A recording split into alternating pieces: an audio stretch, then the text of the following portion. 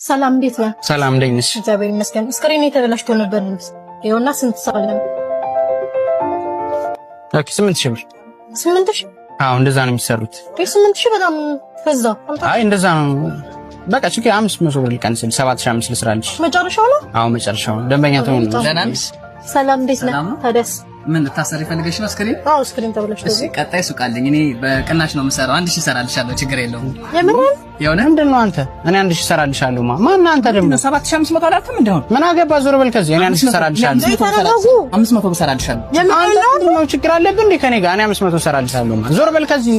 እኔ 500 እሰራልሻለሁ። እሺ ስዳት ነው እንዴ? የማን ነው ምቀኛ ደግሞ? የከየት ነው የመጣው እንዴ? ሰላም እኔ 500 ብር እሰራለሁ።